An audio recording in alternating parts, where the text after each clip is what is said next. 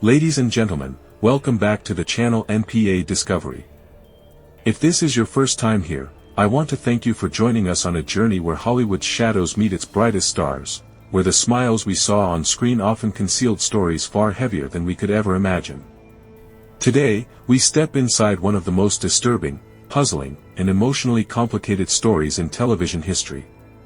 A story about a man who made America laugh, a man whose charm, talent, and quick wit made him one of the most beloved faces of the 1960s. Yet he died in a way no one deserves, brutally, mysteriously, and without justice. This is the story of Bob Crane, the handsome radio star turned household name, the man behind Colonel Hogan from Hogan's Heroes, the devoted father, the charismatic entertainer, and the deeply troubled soul whose private obsessions, destructive friendships, and dangerous choices set him on a path from fame to tragedy. Before we begin, make sure to like, share, and subscribe.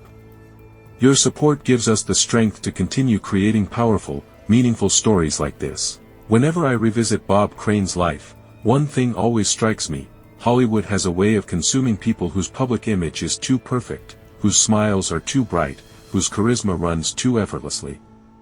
Bob Crane wasn't evil. He wasn't a villain.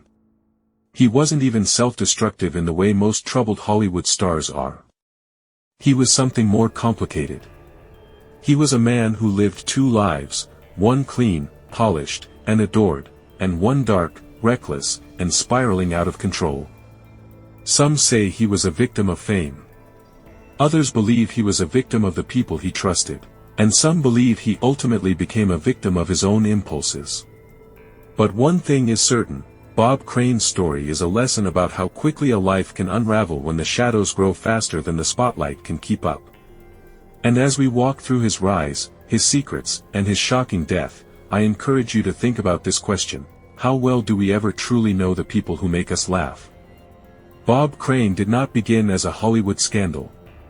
Nor was he born into fame, money, or luxury. He was just a kid from Stamford, Connecticut, outgoing, funny, musically gifted, and a natural entertainer long before show business ever entered the picture.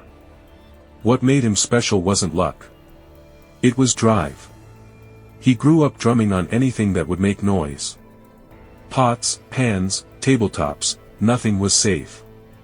Teachers remembered him as the student who cracked jokes, performed for classrooms, and carried himself like someone who always knew he was meant for something bigger.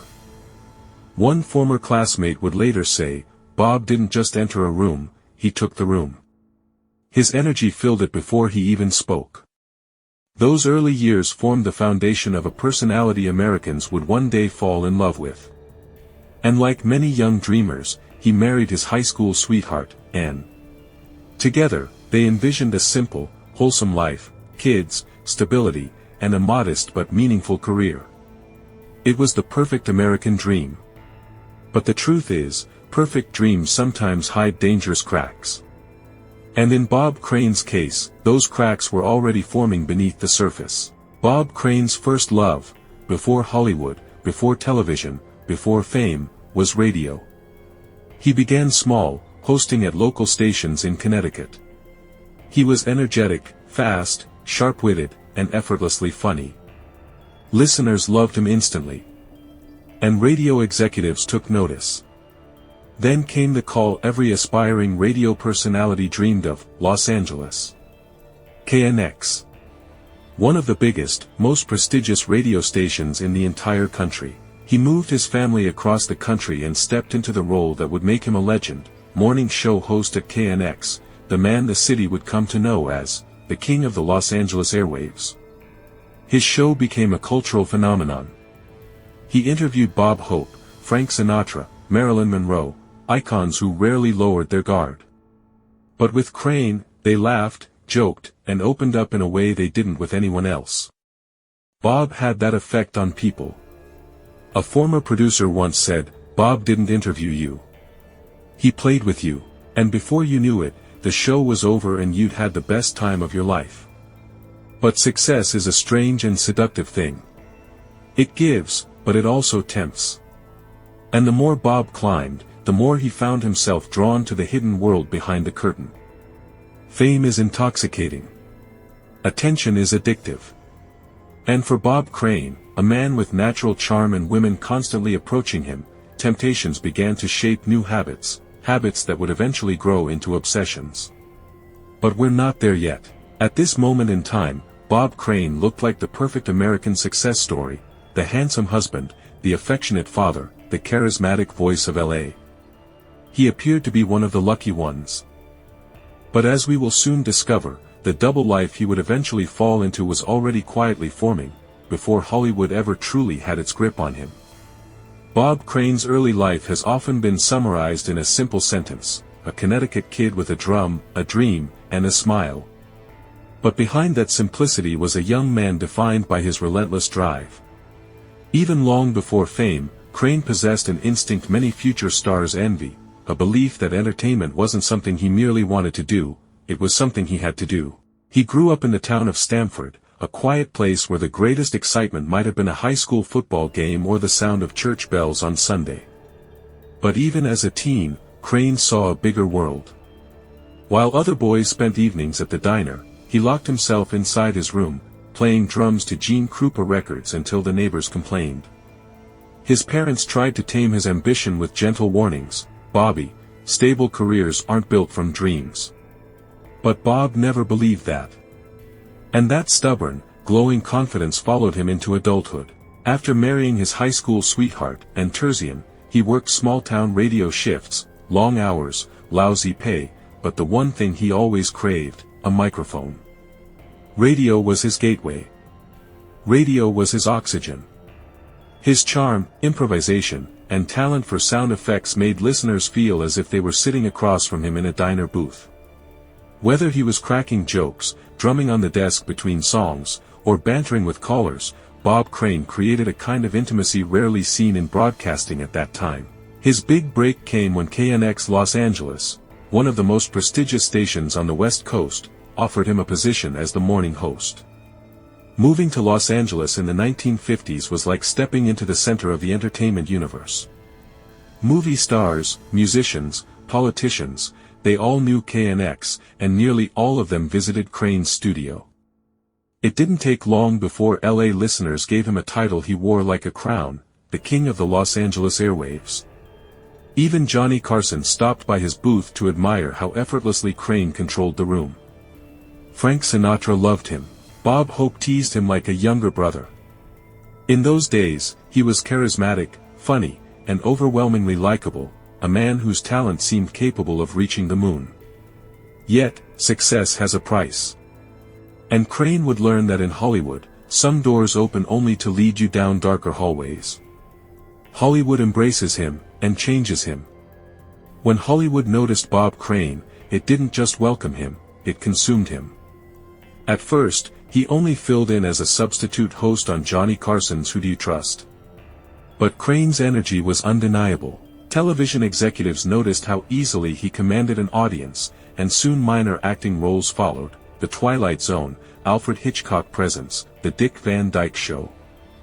But destiny struck when CBS offered him a role in what many thought was a bad idea on paper, a comedy about Allied prisoners inside a German POW camp. Hogan's Heroes debuted in 1965, and America was instantly obsessed. Crane's effortless comedic timing, his bright smile, and his rapid-fire improvisation made Colonel Hogan a national favorite. But there was another side to Hollywood success, one that no camera ever captured.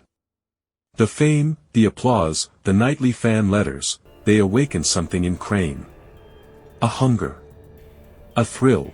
A desire he had always managed to keep contained suddenly felt unstoppable. Women adored him. Producers wanted him. Journalists praised him. But Bob Crane, the family man, the father of three, the small-town Connecticut dreamer, began fading into the background. He started going out more often. Staying out late. Accepting offers from gatherings, parties, bars. People around him noticed the shift. Some said he had become Hollywood stunned, as if the lights had hypnotized him. Others described him as a man chasing a feeling he wasn't ready to admit he craved. And that's where the shadow entered: John Carpenter, a Sony technician who introduced Crane to video equipment and, eventually, to a world of indulgence that blurred the boundaries of morality, secrecy, and obsession. Their friendship would become one of the most bizarre and destructive alliances in Hollywood history. The autopsy, the evidence, and the endless questions. When investigators performed Bob Crane's autopsy, they reported what the public already feared: the blow to his head was delivered with tremendous force, enough to kill instantly. The cord wrapped around his neck was placed after death. This was not a robbery. Not a break-in. Not a random act of violence. It was personal. The autopsy also revealed something chilling. Crane had eaten a light lunch shortly before the attack. He was relaxed. Comfortable. Whoever entered his apartment did not frighten him. He opened the door willingly. This detail alone has fueled decades of speculation. Because only a few people would have been greeted by Crane so casually: John Carpenter, Patricia Olson, a close acquaintance or lover. The police believed the murder weapon was a camera tripod, based on indentations in his skull. But the tripod was never found. It vanished, just like the killer. Patterns of blood splatter showed that Crane was attacked while lying in bed, resting or reading. The angle of the blow suggested the killer stood above him. Experts later stated that the strike was delivered with precision and emotional intent. This wasn't chaos. It was deliberate. Yet, for all the physical evidence, the Scottsdale Police Department's errors overshadowed the truth. Photos were mislabeled. Visitors contaminated the crime scene. Carpenter's rental car, containing blood smears, was not secured correctly. In modern forensic standards, the case would have been airtight. In 1978, it fell apart before it even began. And so, the lingering question remains: was this the act of a jealous friend, a furious spouse, or the consequence of a secret life spiraling out of control? The trial that came too late. In 1990, 12 years after Crane's death, detectives reopened the case. Technology had advanced. Public pressure remained. Forensic experts believed they could finally secure a conviction. And so, John Carpenter, older, heavier, visibly rattled, was escorted into a courtroom to face a murder charge he thought had died with the 1970s. The prosecution's key evidence: a tiny photo showing a biological tissue sample in Carpenter's car. Witnesses who remembered the argument between Crane and Carpenter. Carpenter's strange behavior after the murder. But the defense was prepared. They argued the tissue sample no longer existed, only a photograph. Blood types are not unique, and Bob's was common. Carpenter had an alibi. There was no murder weapon. And most damaging of all, the crime scene was contaminated beyond repair. As Carpenter sat there, he didn't look like a criminal mastermind. He looked like a tired, defeated man. But defendants do not have to prove innocence, only raise doubt. And doubt, tragically, was everywhere. After a short deliberation, the jury acquitted Carpenter. No cheers. No applause. Just a quiet, anticlimactic declaration that left the courtroom hollow. Carpenter walked out a free man. But freedom isn't always victory. Years later, Carpenter confided to a relative that the trial had broken his spirit. Whether that was guilt or exhaustion, no one can truly say. He died in 1998, taking his secrets with him. The family's pain, the widow's silence, and the legacy left behind. Bob Crane's family, especially his son, Robert, have spent their lives trying to untangle the truth.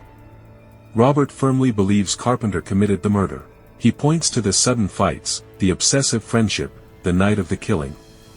He says his father and Carpenter were breaking up, and Carpenter snapped.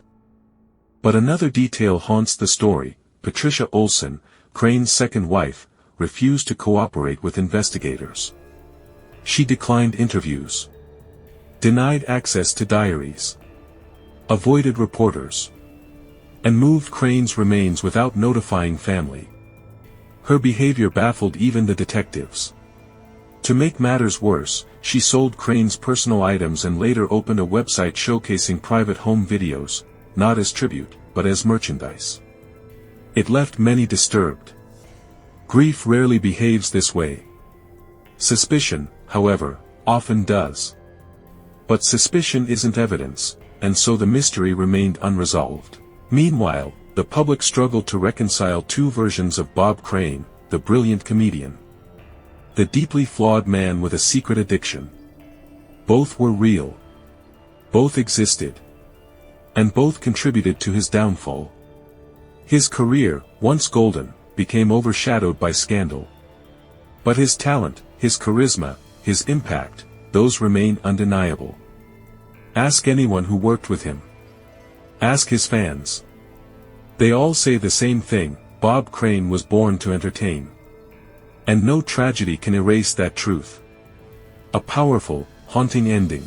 In the early morning of June 29, 1978, as detectives zipped Crane's body bag closed, the sun was rising over the Arizona horizon, calm, warm, almost beautiful. No one knew that a Hollywood icon had just died. No one knew a mystery had begun. And no one knew that decades later, the world would still be searching for answers that seem to evaporate the closer we get. Bob Crane's life is not simply the story of a man murdered. It is the story of a man who lived brilliantly and destructively at the same time. A man whose gift made millions laugh, but whose weaknesses lured him into shadows he could not escape. He was beloved. He was flawed. He was extraordinary. He was troubled. And he died alone in a quiet Scottsdale apartment with questions written across the walls like invisible ink, questions that remain unanswered more than 40 years later. But perhaps the final lesson of Bob Crane's story is this: talent can open every door. Fame can light the whole world. But a single secret, left unchecked, can swallow everything. And somewhere, hidden in the unresolved darkness of that June night, lies the truth, the one piece of this puzzle that would finally bring peace. Until that day comes, Bob Crane's death remains one of Hollywood's most haunting unsolved mysteries.